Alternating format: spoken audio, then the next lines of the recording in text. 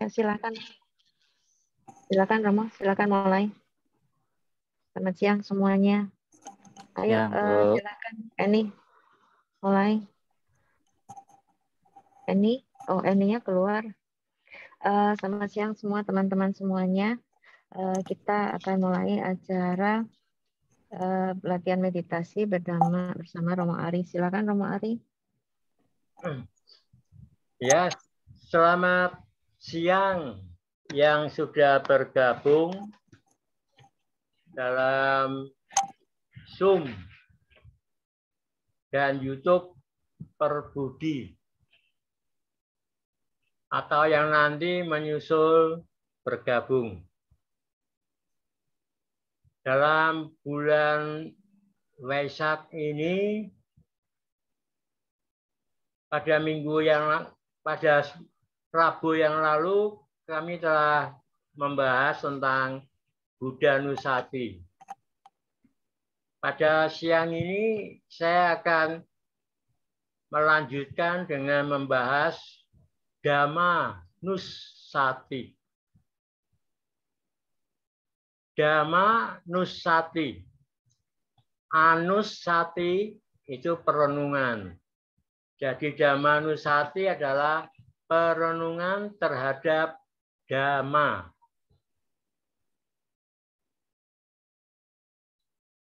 Yaitu merenungkan 6 sifat luhur dari Dharma. Ada 6 sifat luhur dari Dharma yang perlu kita renungkan berulang-ulang, sering-sering direnungkan. Sehingga akan timbul keyakinan kepada Dhamma. Begitu pula terhadap Buddha, Dhamma, dan Rabu depan kepada Sangga. Jadi perenungan ini perlu kita lakukan supaya kita benar-benar memahami 6 sifat luhur dari Dhamma. Kalau kita sudah memahami, kita tahu persis bahwa sifat luhur adalah demikian, maka keyakinan kita kepada Dhamma akan berkembang dengan baik. Kalau kita sudah bisa memahami Dharma dengan baik, timbul keyakinan kepada Dhamma, maka akan timbul keyakinan untuk melaksanakan Dhamma dalam setiap hari, di dalam kehidupan sehari-hari. Karena kita memahami Dhamma itu kalau dilaksanakan dengan sungguh-sungguh akan dapat membebaskan manusia yang melaksanakan dengan sungguh-sungguh dari penderitaan. Nah, ada 6 sifat luhur dari Dhamma. Yang pertama, Swakato Bhagavata Dhammo.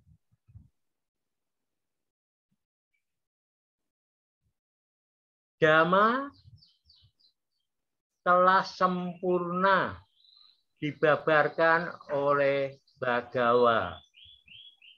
Bhagawa itu salah satu sebutan kepada Buddha. Jadi Buddha telah mengajarkan Dharma dengan sempurna.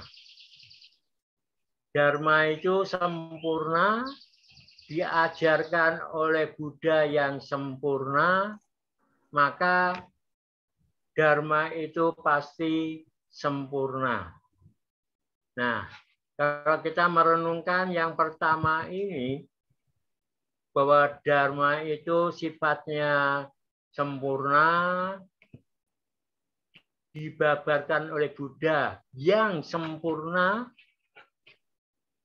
maka kita mempunyai keyakinan bahwa Dharma itu sempurna dan layak kita pelajari, kita renungkan, dan kita laksanakan dalam kehidupan setiap hari.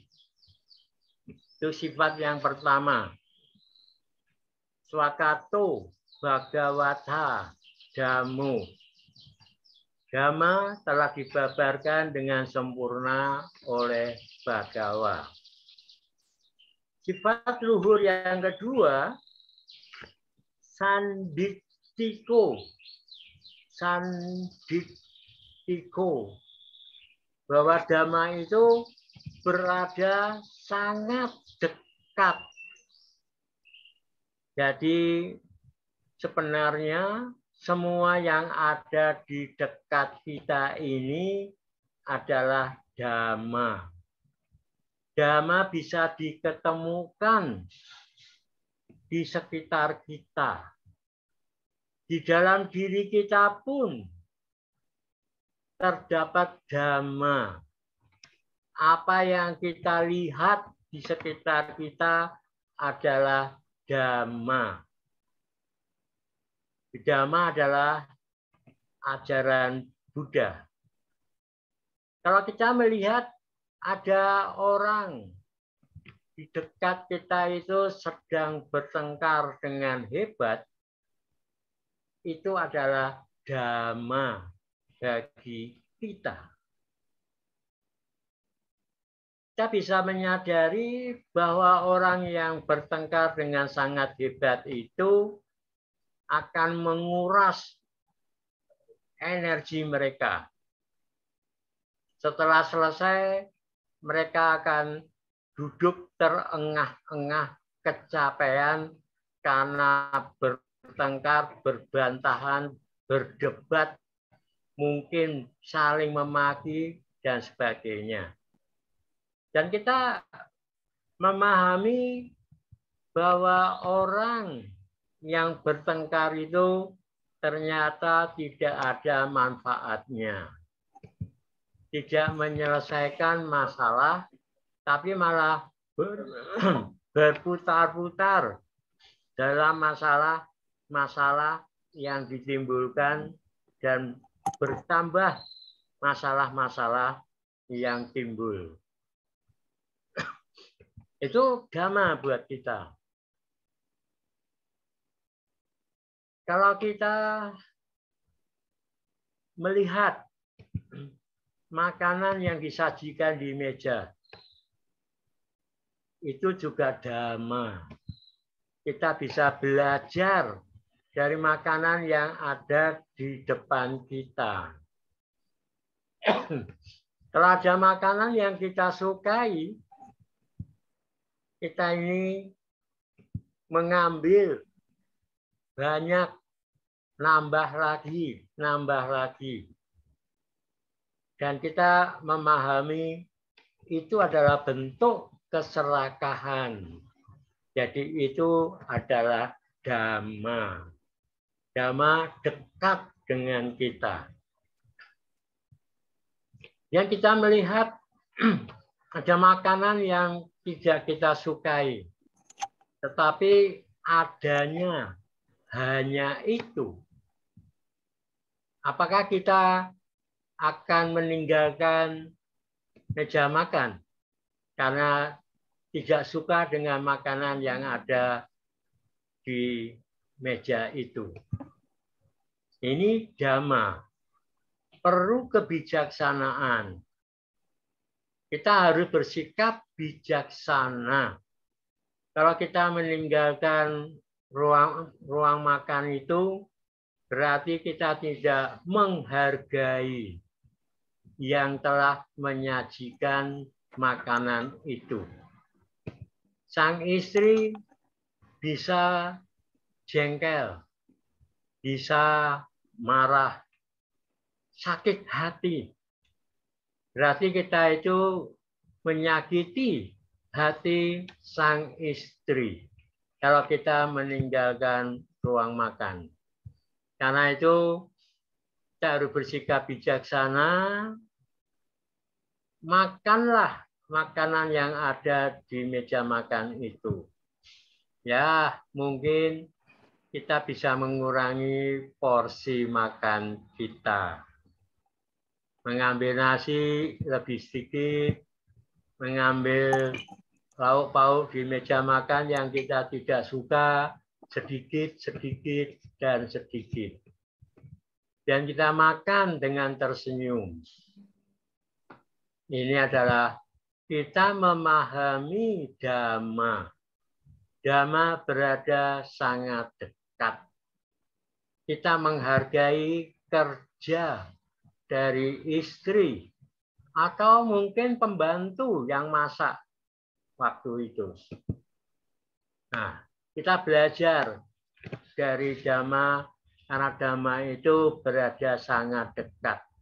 Perasaan kita, rasa tidak suka pada makanan itu kita tahu, kita sadari.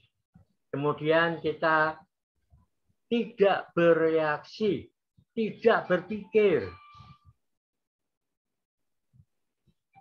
Kalau kita berpikir, maka makanan yang kurang enak itu bagi kita menjadi makin tidak enak.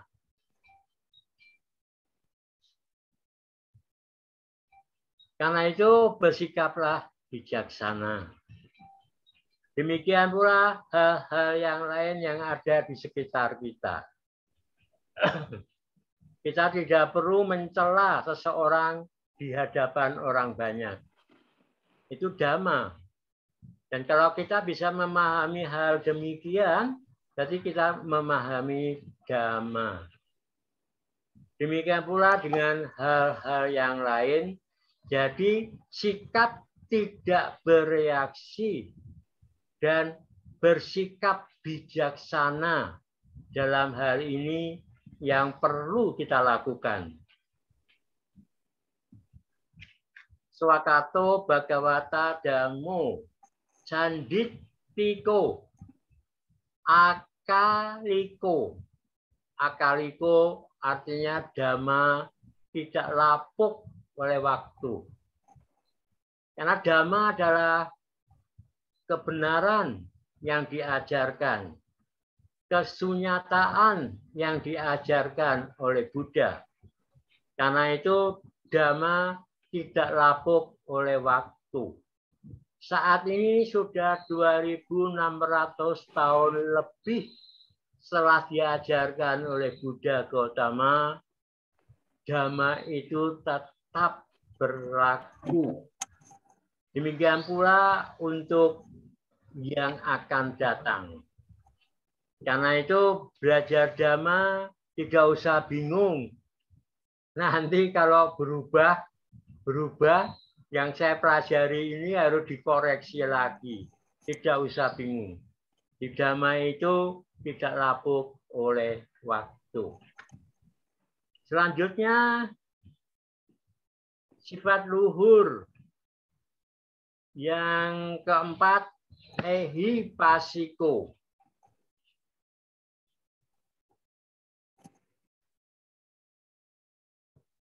Ehipasiko itu, Dhamma itu tidak diminta untuk dipercaya. Dalam Kalama Sutta, Buddha pun berkata pada suku Kalama yang bingung karena banyak pertapa yang datang mengajarkan sesuatu yang katanya ajarannya lah yang benar. Kemudian datang pertapa-pertapa lain mengucapkan hal yang sama. Suku Kalama bingung karena yang mereka ajarkan itu seringkali saling bertentangan. Maka ketika Buddha datang menanyakan hal itu, Buddha mengatakan jangan percaya begitu saja apa yang dikatakan orang banyak. yang sudah menjadi adat dan tradisi, bahkan yang diajarkan oleh gurumu. Jadi Buddha pun tidak minta dipercaya begitu saja.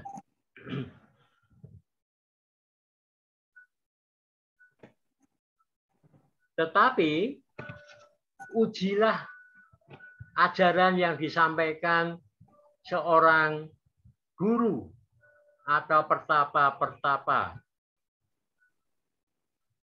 Bila ajaran itu dilakukan bermanfaat bagi diri sendiri dan bermanfaat bagi orang banyak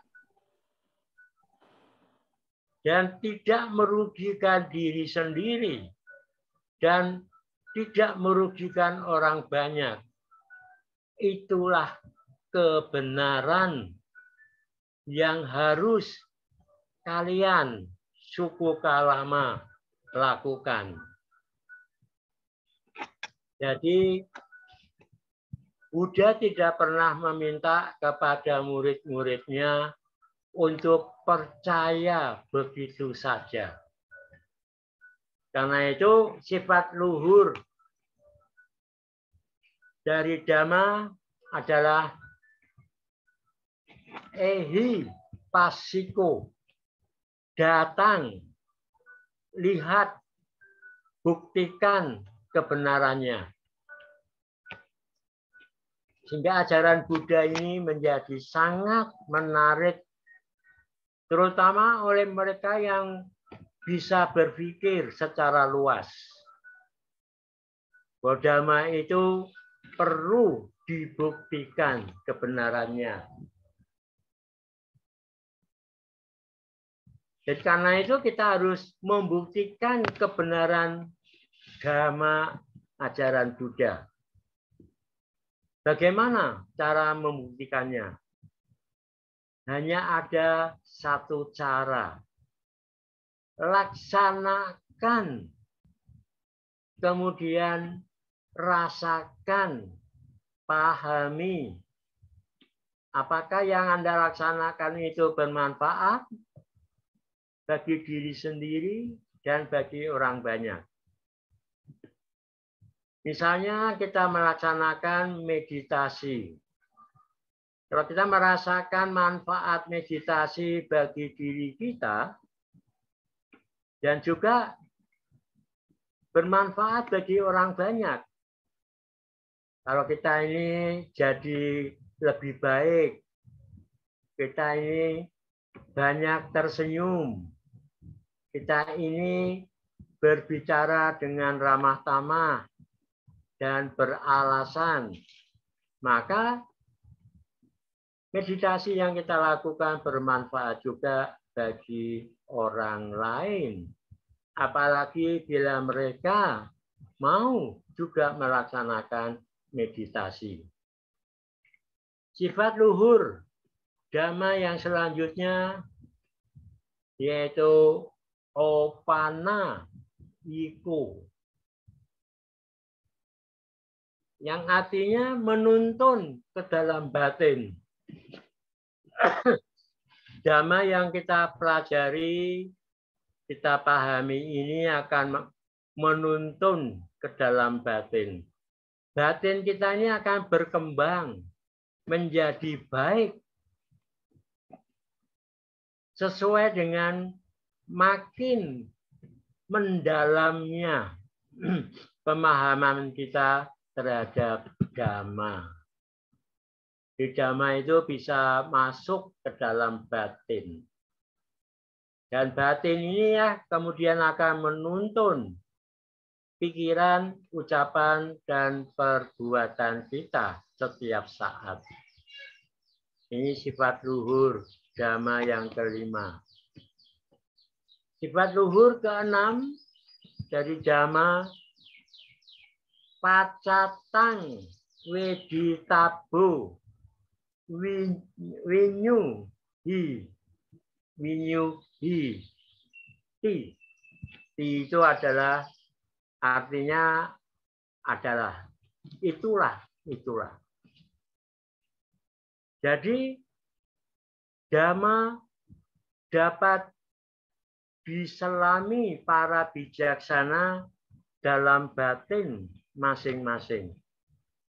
Nah, ini mempunyai pengertian bahwa seseorang yang makin bijaksana, maka dia akan makin bisa memahami dhamma.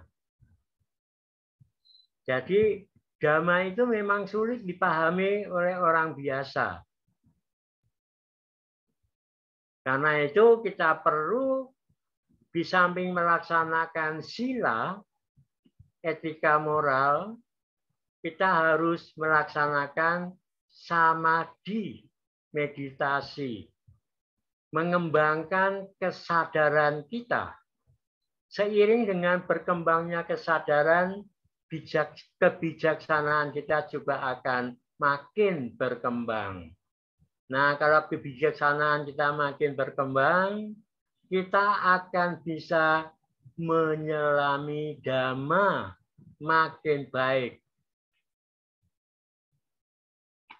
Itulah 6 sifat luhur dari dhamma. Ya. Yaitu swakato bhagavata dhammo. Dhamma telah dibabarkan dengan sempurna oleh Buddha. Sanditthiko, berada sangat dekat. Akaliko, tidak lapuk oleh waktu. Ehipasiko, datang mengundang untuk dibuktikan kebenaran dhamma itu. Menembus ke dalam batin dan dapat diselami oleh para bijaksana dalam batinnya.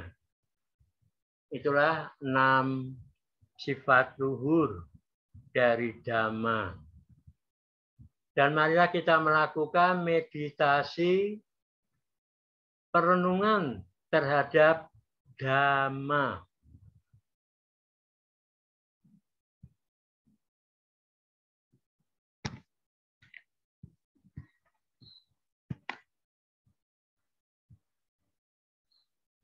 Ya, seperti biasa persiapan duduk dengan tegak dan tenang. Awali dengan meditasi, relaksasi sebentar.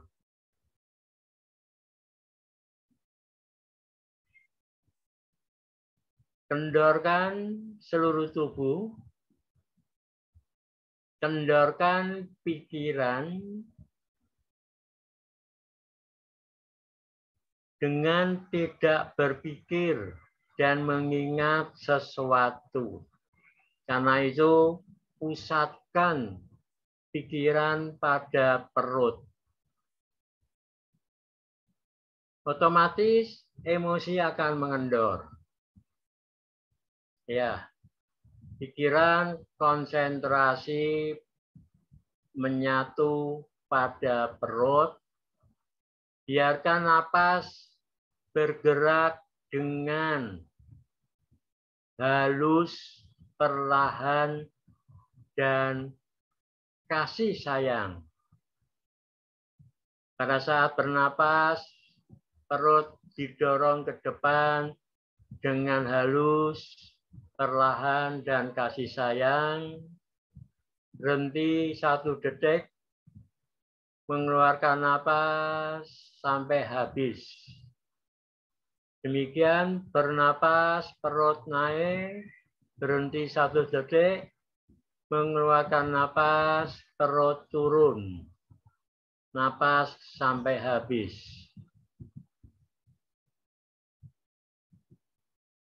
Menyadari dan merasakan proses mulai perut naik naik, berhenti. Perut mulai turun, turun, turun, sampai napas habis. Bernapas lagi, demikian lakukan.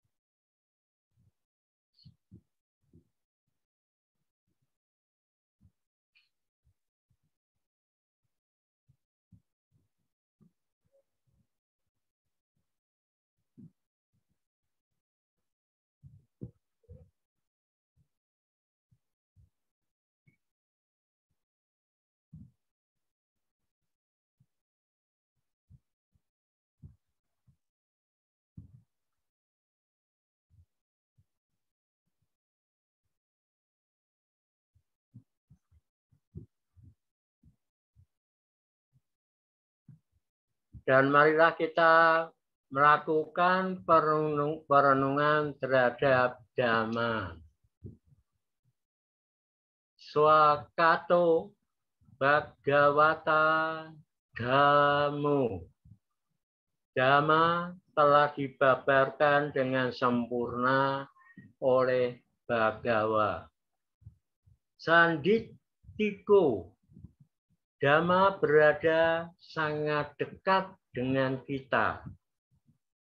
Akaliko.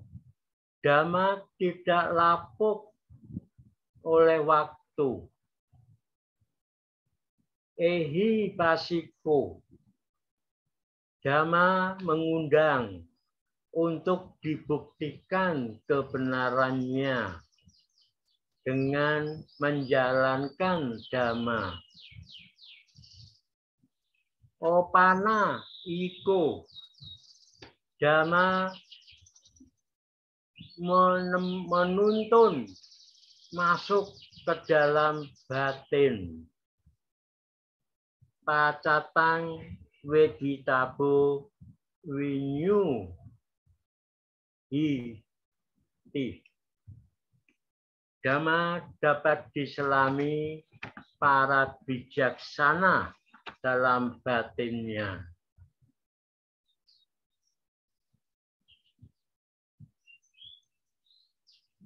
Swakato Bhagavata Dhammo. Dhamma telah dibabarkan dengan sempurna oleh Bhagawa. Sanditiko. Berada sangat dekat. Akaliko. Dhamma tidak lapuk oleh waktu. Ehi pasiko. Dhamma mengundang untuk dibuktikan kebenarannya. Opana yiko. Dhamma menuntun ke dalam batin. Pacatang weditabu winyuhi. Dhamma dapat diselami para bijaksana dalam batin masing-masing.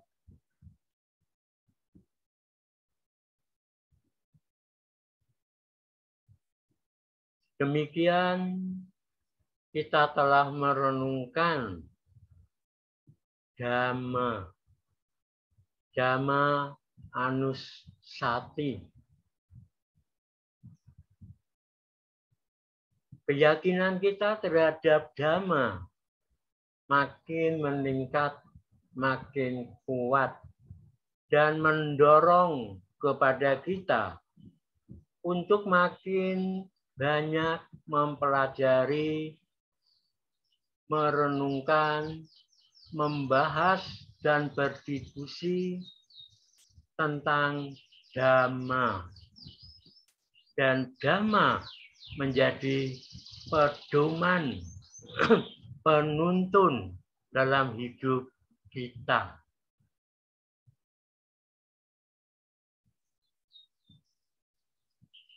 Kita semua bahagia dalam Dhamma.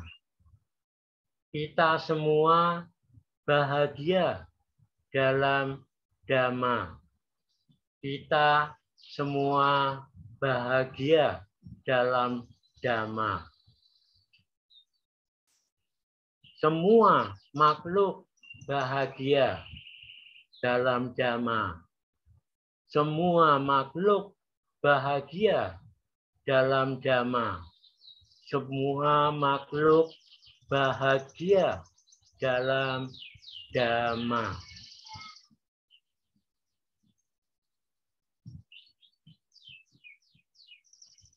Duduk dengan tenang, lepaskan perenungan, konsentrasi pada tubuh, menyadari, merasakan kondisi tubuh, hati, dan pikiran kita pada saat ini.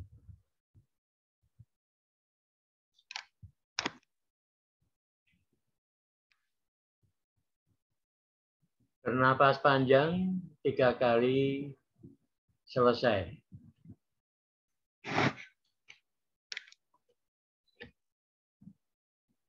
Ya, sahabat-sahabat meditasi,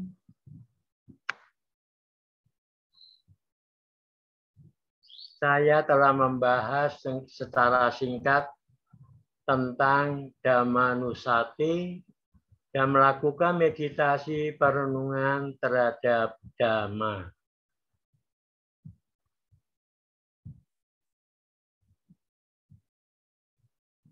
Ya, karena moderator Santi Wijaya dan Eni berhalangan untuk lanjut karena ada pekerjaan.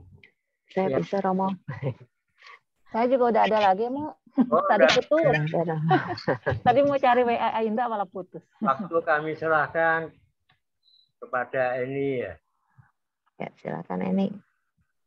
Eni dan Santi. Katakan ada yang mau bertanya atau sharing, silakan. Bisa chat atau langsung. Kalau nggak ada, saya ingin bertanya.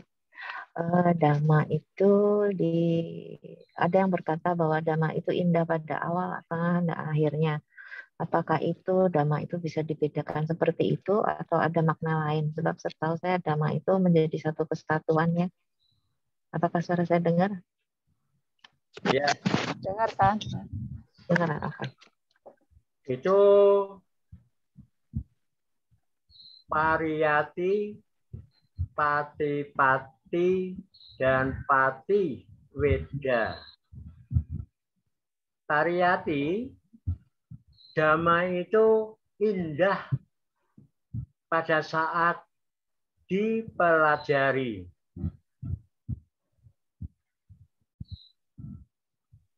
Pati-pati, Dhamma itu indah pada saat dilaksanakan.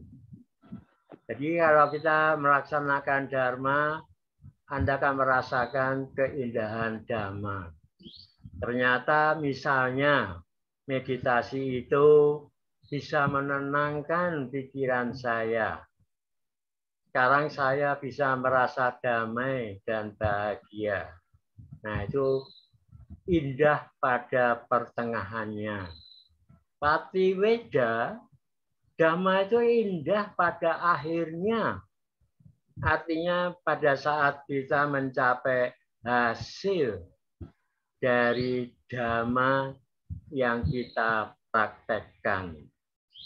Seperti tadi, setelah kita melaksanakan meditasi, pati-pati, setelah sebelumnya mempelajari tentang meditasi, pariyati, yang ketiga setelah kita mempelajari, melaksanakan, atau mempraktekkan, kita merasakan hasilnya. Kita bisa tenang, damai, bahagia. Kita bisa lebih bijaksana di dalam berpikir, berkata, dan berbuat. Kita bisa memahami pelepasan sehingga kita tuh bisa berdana dalam makna yang benar, yaitu melepas sesuatu yang kita miliki dengan tulus dan ikhlas. Itu Patiweda. Karena itu Dhamma indah pada permulaannya, pada pertengahannya, dan pada akhirnya. Demikian Santi. Ya, makasih banyak. Makasih banyak Romo. Ya, teman-teman yang lain silahkan. Romo, kalau saya bertanya, Mo, sebenarnya kalau akaliko itu tidak, tadi kan aku juga pernah baca, Mo, ada dua, jadi tidak lekang oleh waktu atau tidak bersela waktu sih, Mo? Tidak apa? Tidak bersela waktu. Aku pernah dengar juga tidak bersela waktu. Jadi antara maga dan pala gitu maksudnya, Mo. Tidak berselang waktu. Iya, yang mana sih, Mo? Yang benar, Mo? Akaliko itu dari kata kala. Kala itu waktu. Akala itu berubah menjadi akali. Akaliko. Jadi kala itu waktu, akala itu berarti tanpa terbatas oleh waktu. Jadi yang saya cenderung pada pemahaman yang pertama bahwa Dhamma itu tidak lapuk oleh waktu. Iya, saya juga pernah bacanya itu dulu awalnya, Mo. Terus pernah ada lagi katanya tidak bersela waktu. Jadi Ya, tidak berselang waktu itu maksudnya itu dari dulu sampai sekarang sampai yang akan datang itu Dhamma itu berlaku terus menerus. Jadi nggak ada jeda waktunya. Di masa berlakunya Dhamma itu tidak ada expirednya. Ya, itu pengertian selang waktu ya, tidak berselang waktu. Ya, mungkin itu sedikit membingungkan, tapi sebenarnya maknanya sama. Tidak berselang waktu artinya Dhamma itu berlaku terus-menerus dari zaman dulu, dari pertama sampai terus tanpa akhir. Ya, itu ya, ini ya. Ya, Mo, makasih, Mo. Ada lagi yang mau bertanya?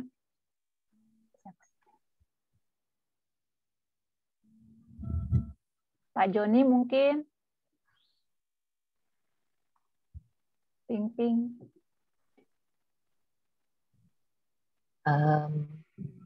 Kalau nggak ada, saya boleh tanya lagi, Romo? Ya, boleh Santi ya.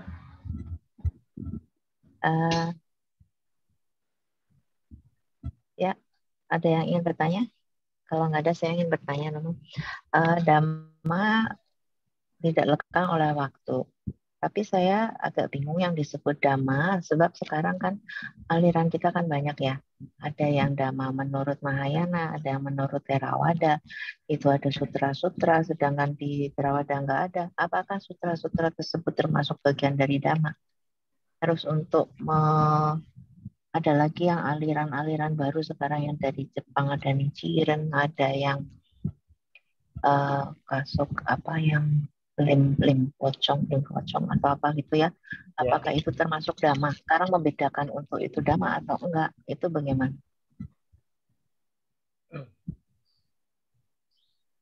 Ajaran pokok dari Sang Buddha pernah menyatakan bahwa hanya duka dan lenyapnya duka yang saya ajarkan. Jadi kalau di dalam aliran agama itu terdapat 4 kebenaran mulia dan jalan Arya berunsur 8, maka itu adalah ajaran Buddha. Ya. Kalau ukurnya itu aja.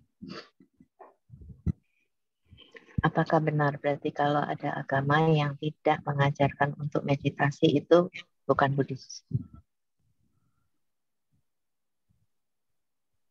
Kalau ada. Kalau dia punya istilah lain untuk meditasi, ada kemungkinan. Tapi kalau tidak ada meditasi itu bukan ajaran Buddha. Karena di dalam 4 kebenaran mulia,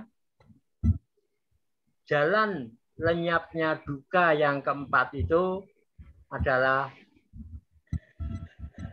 jalan Arya berunsur 8 atau disingkat sila, samadhi, dan meditasi. Nah, kalau nggak ada meditasinya, nggak ada samadhinya, kecuali dia menggunakan istilah yang lain, ya. Saya kira yang kita lebih penting berpegang pada 3 aliran besar agama Buddha dunia. Di dalam Sangha Buddhist Council itu ada Theravada, Mahayana, dan Vajrayana atau Tantrayana. Memang kemudian dari Theravada juga ada pecahannya, dari Mahayana ada pecahannya, Vajrayana juga ada pecahannya. Yang inti 3 aliran besar itu. Ya, baik Romo. Ya, silakan yang lain. Romo, ada yang bertanya? Tadi kan salah satu dari sifat luhur dhamma kan dapat dihayati oleh para bijaksana ya, Mo. Berarti kalau Santi bilang dhamma indah di awal, tengah, dan akhir, dan ada orang yang nggak merasakan indahnya dhamma, berarti memang orangnya belum bijak gitu ya, Mo? Ya, kalau kita baru masuk pada pariyati, yaitu mempelajari teori dhamma, yang dimaksud sebenarnya ya Tipitaka. Itu kalau kita baru mempelajari, berarti kita belum bisa menyelami. Nah, maka dikatakan dhamma dapat diselami oleh para bijaksana. Di orang biasa yang hanya belajar teori saja itu belum bisa menyelami, maka dia belum bijaksana. Ya, karena itu harus dipraktekkan pati-pati dhamma, harus dipraktekkan. Nah, dari praktek itulah dia akan mendapatkan hasil pati weda. Jadi sudah bisa menyelami dhamma, sudah berkembang kebijaksanaannya.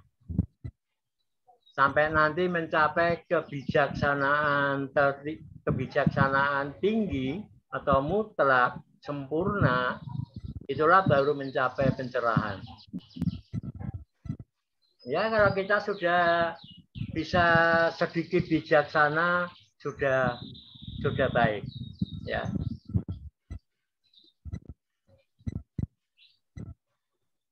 Ada lagi yang mau bertanya? Kalau tidak, tadi Romo ada sempat menyinggung berdana dengan benar gitu, Mo. Mohon mau bimbingannya, mau berdana dengan benar tuh maknanya gimana, Mo? Ya, berdana dengan benar itu macam-macam. Yang pertama, motivasinya. Apa yang mendorong Anda berdana? Apakah supaya orang-orang lain tahu? Maka kalau lelang itu luar biasa. Orang kalau sudah emosi, orang-orang yang berduit itu langsung tambah menambah sehingga bisa menghasilkan dana yang luar biasa banyaknya, tapi itu adalah dorongan dari emosi. Itu bukan dana yang sebenarnya. Sehingga biarpun berbuah, buahnya itu kecil. Ya. Maka yang motivasi yang mendorong itu yang penting. Kalau kita berdana untuk kebahagiaan orang lain atau yang disumbang itu, nah itu berkahnya besar. Karena itu harus dilakukan dengan hati yang tulus dan ikhlas demi meringankan penderitaan orang lain dan membahagiakan orang lain. Kemudian kita harus merasa bahagia. Pada saat muncul keinginan untuk berdana, pada saat berdana dan setelah selesai berdana. Bukan muncul supaya orang-orang tahu kalau sumbangan saya itu yang paling besar. Ya. Kalau tidak dicantumkan di papan tulis, marah-marah. Nah, itulah. Jadi harus dengan tulus dan ikhlas. Kemudian juga yang didanakan itu harus bersih. Bukan hasil dari korupsi, dari merampok, mencuri, dan sebagainya. Walaupun tetap ada manfaatnya, tapi untuk yang berdana manfaatnya sangat kecil. Dana itu adalah hasil dari perasan keringat kita. Pengemis yang berdana 100 rupiah itu luar biasa. Karena itu adalah hasil perasan dari keringatnya. Di dana itu bersih. Kemudian cara memberikannya harus dengan cara yang baik atau bijaksana. Ya.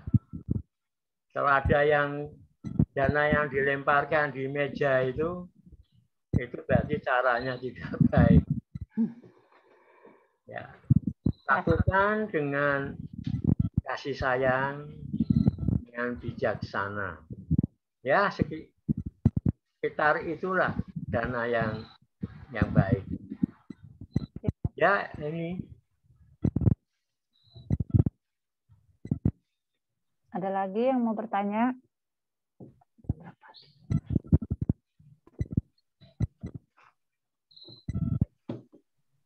Kalau nggak ada, saya ingin tanya lagi, Romo. Tadi dikatakan bijaksana.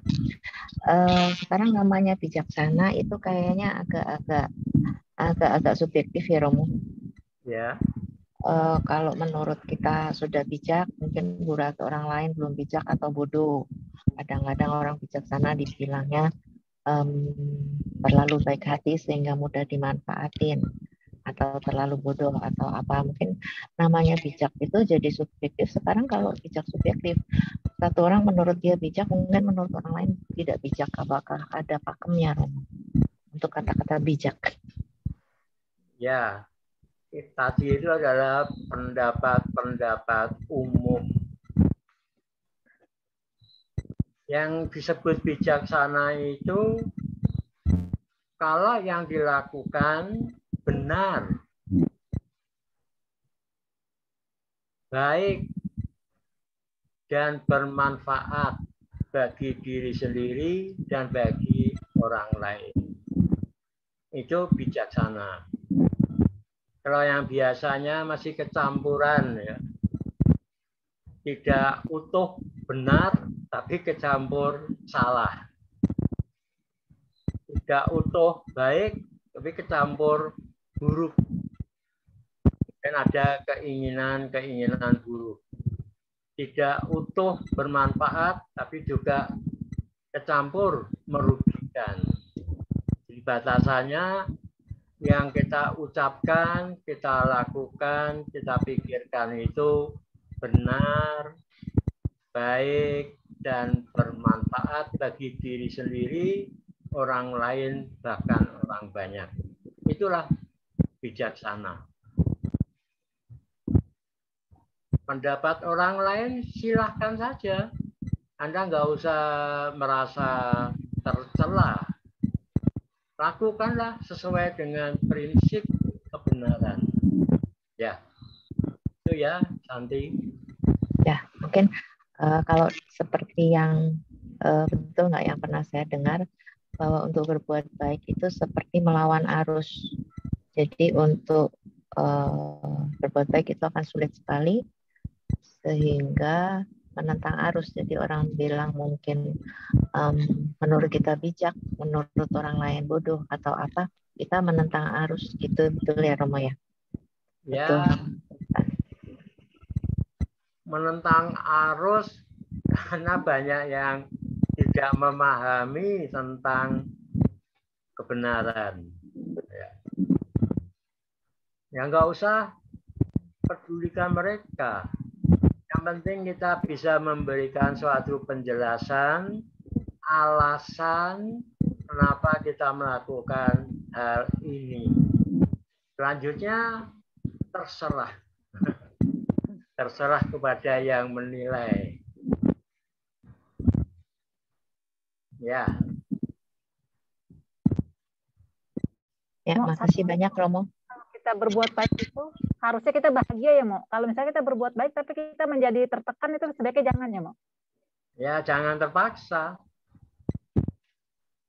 Terpaksa itu berarti tidak ikhlas. Maksudnya gini, Mo, kalau kita nolong orang gitu, Mo, sampai kita sendiri jadi menderita, itu bijaksana nggak, Mo? Ya, kalau merugikan diri sendiri dalam arti yang benar ya. Kalau kita berdana uang, kemudian kita merasa karena berdana uang ini mestinya uang itu bisa untuk makan 1 bulan. Nah, itu tidak berpijak pada kebenaran. Yang diartikan merugikan diri sendiri itu, ya, misalnya kita melakukan satu kebaikan. Ya, misalnya kita capek, tapi kita bela-belain nolongin orang, sehingga kita benar-benar dalam kondisi capek gitu, Mo. Itu kalau kita jadi nggak menolong karena kita alas badan kita capek, itu apa ya, Mo? Ya, itu tanda belum tulus dan ikhlas. Kalau orang sudah tulus dan ikhlas, maka dia siap berkorban. Waktu, korban macam-macam sudah siap. Ya, seringkali kita itu kurang tulus dan kurang ikhlas di dalam berbuat suatu kebaikan. Ya. Ya, makasih, Mo.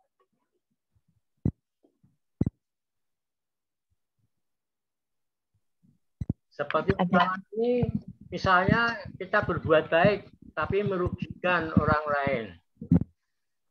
Di sekitar rumah kita itu banyak warung-warung makan kecil-kecil dari tetangga-tetangga yang buka warung makan.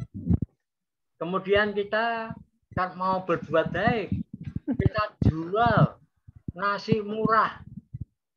Katakanlah 1 bungkus itu 2.000. Nah, ini akan merugikan warung-warung sebelah. Yang biasa jual mungkin 10.000. Merugikan mereka. Nah, ini tidak bijaksana.